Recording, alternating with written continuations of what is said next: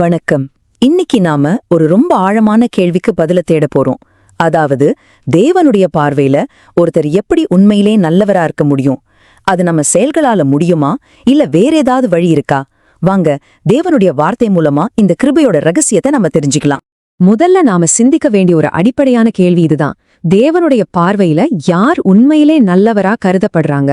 இது சும்மா ஒரு கேள்வி இல்ல, நம்ம நித்திய வாழ்வையே தீர்மானிக்கக்கூடிய ஒரு முக்கியமான கேள்வி. பிரசங்கி புத்தகத்திலிருந்து வர்ற இந்த வசனம்தான் இந்த முழு பயணத்துக்கும் நமக்கு வழிகாட்டியே இருக்க போகுது.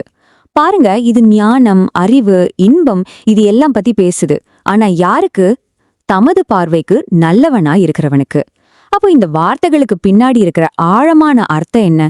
அதைத்தான் நாம இப்போ ஆராய போறோம். சரி, இந்த உண்மையை தேடுற நம்ம பயணத்தோட முதல் பகுதிக்குள்ள நாம நுழையலாம். முதல்ல மனுஷனோட நிலைமை என்ன, நாம நல்லவங்களா மாறுறதுக்கு எடுக்கிற முயற்சிகள் என்னென்ன, அத பத்தி பார்க்கலாம். தேவனுடைய பார்வையில நன்மைக்கான தரம் என்ன தெரியுமா? அது 100% முழுமையான பரிசுத்தம். பிறந்ததிலிருந்து கொஞ்சம் கூட பாவம் இல்லாத ஒரு நிலை. யோசிச்சு பாருங்க. இந்த அளவுகோலின்படி பார்த்தா தேவன் ஒருத்தரை தவிர வேற யாருமே நல்லவங்க கிடையாது.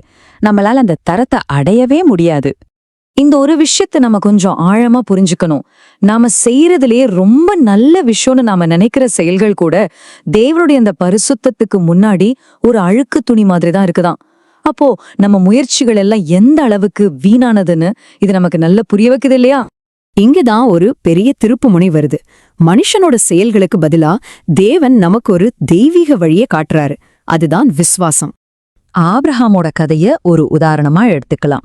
அவரும் நம்மள மாதிரி தப்பு செஞ்ச ஒரு சாதாரண மனுஷன்தான். ஆனா ஒண்ணு, அவர் தேவனை முழுசா நம்பினாரு, அதாவது விசுவாசித்தார்.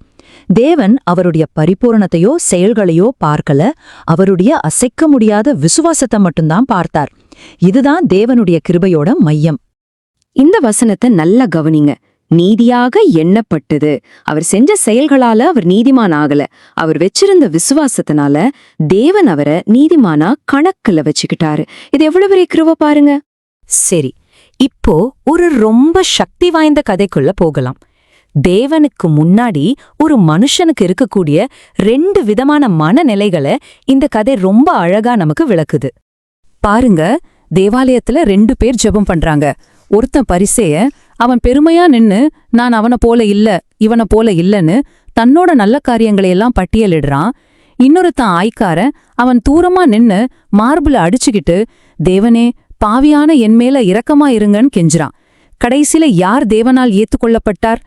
தன்னோட பாவத்தை உணர்ந்து கிருபைக்காக மன்றாடின அந்த ஆய்க்காரன்தான் நீதிமானாக்கப்பட்டு வீட்டுக்கு போனான். அப்போ இதிலிருந்து நாம கத்துக்க வேண்டிய பாடம் என்ன? தேவனுடைய பார்வையில நல்லவங்கன்னா பாவம் செய்யாதவங்க கிடையாது. பாவம் செஞ்ச உடனே மனம் திரும்பி தேவனிடம் ஓடி வர்றவங்க தான்.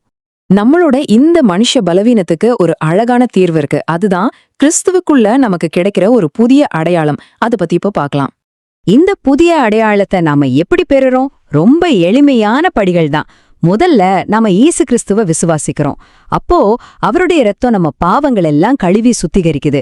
அதுக்கப்புறம் அவர் தன்னுடைய நீதியே நமக்கு ஒரு ஆடை மாதிரி தர்றாரு.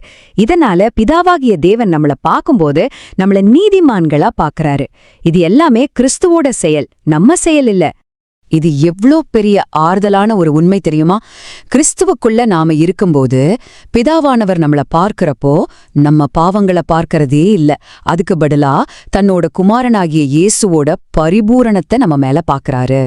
நாம ஆரம்பிச்ச அதே வேத வசனத்துக்கு இப்ப திரும்பவும் வருவோம். இப்ப உங்களுக்கு புரியும், தேவனுக்கு பிரியமானவன் அல்லது நல்லவன் யாருன்னா தன்னோட செயல்களால இல்ல, விசுவாசத்தின் மூலமா கிறிஸ்துவுக்குள்ள நீதிமானாக்கப்பட்டவன் தான். அப்படிப்பட்டவங்களுக்கு தான் தேவன் ஞானத்தையும் அறிவையும் உண்மையான சந்தோஷத்தையும் தராரு. கர்த்தர் தாமே இந்த வார்த்தைகளை ஆசீர்வதிப்பாராக. ஆமென்.